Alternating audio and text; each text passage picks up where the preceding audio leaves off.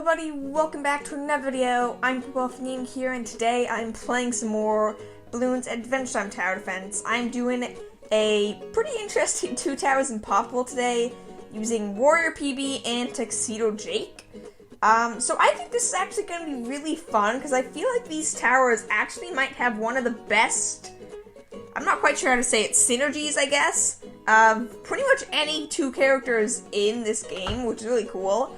For those of you who don't know, even though I'm sure most of you do, Tuxedo Jake, he's a support tower. He does a lot of buffs, he gives some stat boosts, and his big deal, well, he has a few big deals, but his real big deal is Inspiring Melody. Nearby characters can pop any balloon type. It's a really big deal, and what I've realized is, especially with, like, other damage boosts, in particular, like Devil Monster Bass and Goo Goo Mama Meter, is Tuxedo Jake is incredible with allies, makes them do a really good job, because the big thing holding them back is damage, because that's a multiplicative stat that most allies have 1 damage for, and so with this build, you'd be essentially multiplying your damage by 5, but also being able to pop all balloon types, which, come to think of it, is also a big issue with Warrior PB. So what Warrior PB does is she's very interesting, she's a very unique ability in this game. She's also a support character, but she focuses on making an army. So she does have her Born to Rule ability, which gives an additional ally for every single ally you have in your inventory, as well as making allies cheaper, which is a pretty massive boost, and is generally what she's used for.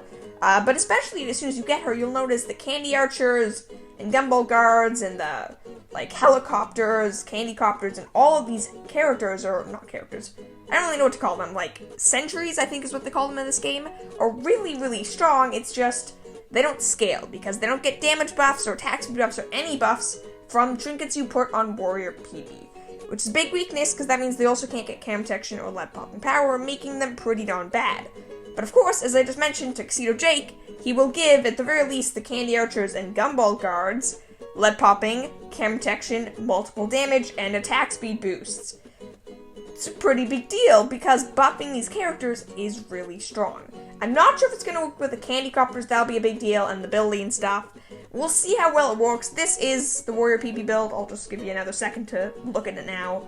But I really do think this could be a really interesting combo, and I feel like, in general, they might actually do it pretty well. You will notice I'm on Apple Forest here, so this is a map I haven't played on as much recently, but I used to, like, for people that have been watching me since the start, I guess. I used to play a lot on Apple Forest, because I used to think it was the easiest map in the game. Now, I'm not so sure. I'm pretty sure it's the snow one. It's the one I've been using more recently. But I still do use this occasionally, but not that much, so I think it would be fun to go back to it. Obviously, we're going for a pretty easy map for this. And I'm interested to see just how well they do. There are not really that many modifiers, just faster balloons and more regens. But let's see what's gonna happen. Let's see how good they're gonna do. Do they have any chance of winning? Personally, I don't think they're gonna win unless this works, like, super duper well. But I'd be pretty happy, honestly, with just, like, I don't know, they make it to, like, round 60 or something. That would still be pretty impressive.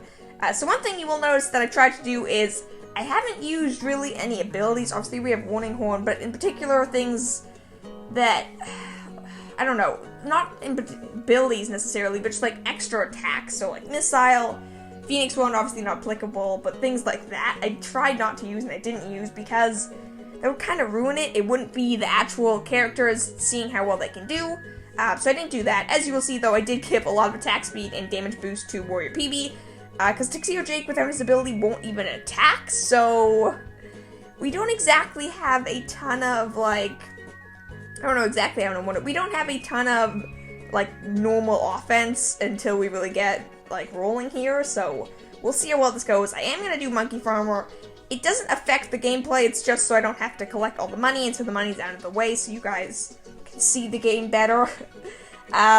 So yeah, obviously he's here, but just ignore him. It's still the 2 towers Impoppable. It doesn't matter. It matters to the game, but it doesn't matter to us. But no, because Tuxedo Jake has, I don't know why I say but no, by the way. I say it quite a bit. I don't really know why. It's just like my transition. I'm like, I don't want to talk about this anymore. Let's talk about this. But what I was going to say is that Tuxedo Jake has a lot of money making, so Warrior PB actually is rather expensive as far as most characters go. She has some pretty darn expensive upgrades in thousands, and she has a lot of upgrades, so that does generally make a pretty big difference. I will go for these sword upgrades first, they're probably still the best. But yeah, so that does make a pretty darn big difference. I forgot that Warrior PB can summon these all over the place. Makes them a little bit worse synergy with Tuxedo Jake, but could be worse, I guess. I'm definitely going to try to go for Inspiring Melody as soon as I can, and then I'll probably work on getting some other upgrades and getting some more sentries. They are sentries, right? I believe they're called sentries. Yes, Candy Archer Sentry. Cool. But yeah, I feel like that's probably the best move, is to go for Inspiring Melody first, just to get that on the way and to make sure I don't mess up and lose camera protection. I did give Warrior PB camera and lead popping power, but even still, just want to be on the safe side. It's probably for the best. I will also definitely do Tuxedo Jake's ability pretty soon. But yeah, I feel like this could be a lot of fun. I feel like this is a cool combo, and hopefully it'll work the way I think it will, and it'll be pretty powerful as well, at least decently powerful. Really, the first 30 rounds of this game can be easily beaten with just an epic weapon equipped to any character that actually attacks. So basically, anyone that's not Tuxedo Jake, equip an epic weapon, make sure they have camo, like they can pop all balloon types, and you win the first 30 rounds of the game, because they're really, really easy. But after that, it starts to get a lot harder quite quickly, so the first 30 rounds really are just set up, get your defense ready, and then you're good. I didn't know I could get Musician. I always get confused. I mean, I did, I just didn't remember today. I always get confused on what, level of money upgrades I can get with Tuxedo Jake before it doesn't let me get other upgrades. I believe it's Superstar you can't get. Look at the upgrade path. I believe that's the case. Yes, I believe the yellow arrow means it's, singular? I don't know. I don't really know. I'm pretty sure it's Superstar I can't get. That's all I really know, I guess. So at this point, I'm going to go for the Gumball Guards, too, and get their upgrades, because that should help a fair bit. We'll have one extra type of unit here. I'm not going to go for the Candy Copters quite yet. This really is just a lot of enemies. This honestly feels kind of weird for a 2 towers Impoppable. I'm like, oh, 2 towers. There should only be 2 people here. Why is there, 30? But I guess it is really cool as well. Warrior PB, honestly, one of my favorite characters from this game, especially when I first started playing. Warrior PB, you have to beat the maps on hard mode, and they're pretty difficult maps as well. So that was a big step up for me. I actually beat all of them on normal mode first, because I didn't know what was happening.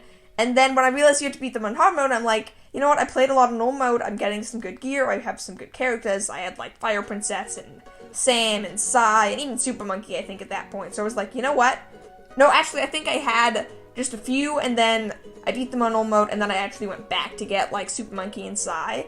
But then I came back, and I'm like, you know what, I can do this on hard mode. So I beat it on hard mode. It was super hard. I was like, oh, I'm going to use all these money-making upgrades just to be safe. Catchy tunes, that's going to be so key here. I did not think about that, but that's going to be super helpful. Okay, Tuxedo Jake's basically maxed out. Now I'm going to go for the Candy Copters quickly, and then we'll go for the Gumball Guardian. Helicopter, by the way, I assume it can't be buffed, by Tuxedo Jake. I'm not super positive. I know in other, Bloons games, helicopters, they have, a pad that can be buffed to buff them. I don't know what's gonna happen. If it gets buffs, great. If it doesn't, hopefully the Candy Archers and Knights and people will be able to hard carry us. And also, hopefully these guys count towards the, Catchy Tunes upgrade. I assume it does, but can never be too careful. But yeah, as I was saying, getting Warrior PB was my first real experience moving up to hard mode, and then I continued to progress through the game, mostly because I got Phoenix Wand. And that was really cool. That was a big experience. I think if Warrior PB didn't exist, or even just Warrior PB you could get on normal mode, I'm not sure if I would have played nearly as much of this game as I did, which is kind of cool. Also, first Morabs were already struggling. That's a bad sign. Tuxedo Jake hard carry time. We're good? We're maybe good? We're struggling to beat round 45? That's a little scary. We're not quite maxed out, but we are getting kind of close. The sad thing is, I feel like I did better than this on my, Ultra Buff Warrior PB, which I guess, come to think of it, that's not that surprising. I don't know if I used Tuxedo Jake for it, but if I did, that's really not that surprising. Come to think of it, I am curious, do you guys want me to redo some of the older 1 tower onlys and Ultra Buffs with, or I guess just the Ultra Buffs with Tuxedo Jake now? Obviously, the character would be a bit higher level as well, but it would be kind of cool to try it now with Tuxedo Jake, since I didn't have that when I first did honestly, quite a few of the Ultra Buffs, I didn't have it, so that's kind of cool. Let me know if that sounds like something you guys want to see.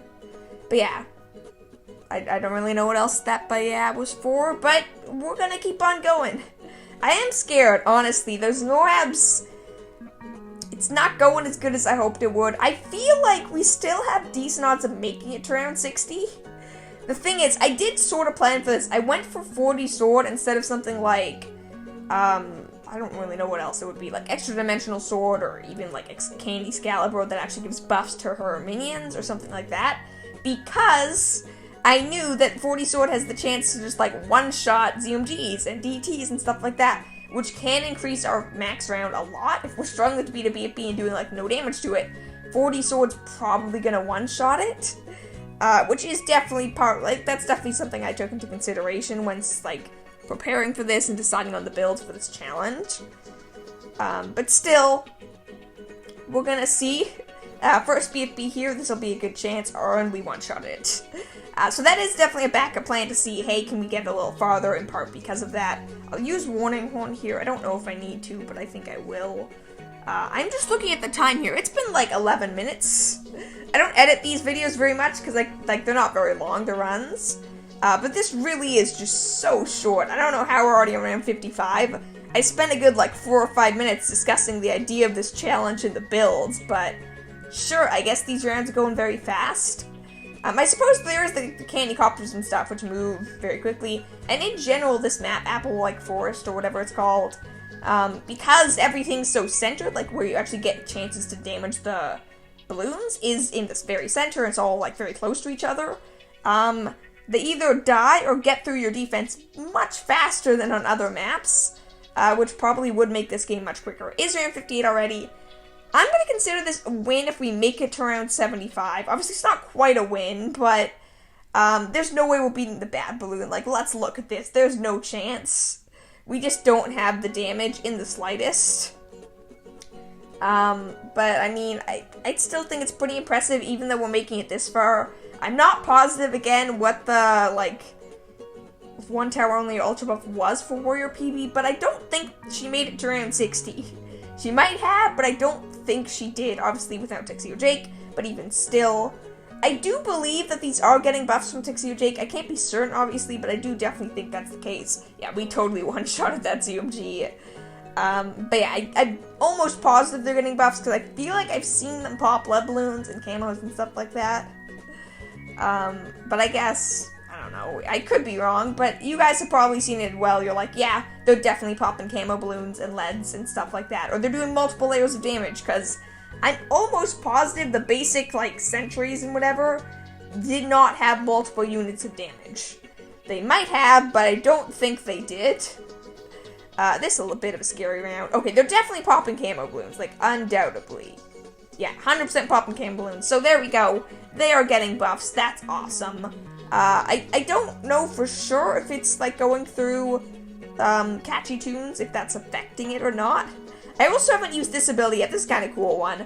It just shoots like a doom laser from the sky, but it shakes the screen and it ruins the YouTube bitrate. So I don't know if bitrate's the right word. It makes YouTube not like it. YouTube doesn't like it. It doesn't like handle the screen shake very well.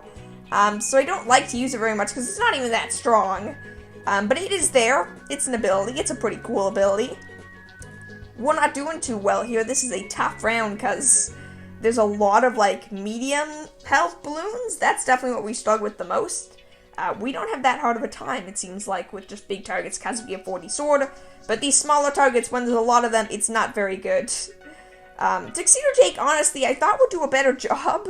I've done, actually, I mean, I didn't give him damage buffs this time, I suppose, but I have actually done a Tuxedo Jake send in the clones. It was a lot of fun. If you guys haven't seen the video, I'll put the link in the description, but it was really cool, and it basically showed that Tuxedo Jake is actually really strong with his ability. He can do a lot of damage, but right now he's kind of suffering behind. But I suppose a tenth of the damage when you're attacking, like, not at all, like when you're only attacking with the ability, is pretty good still.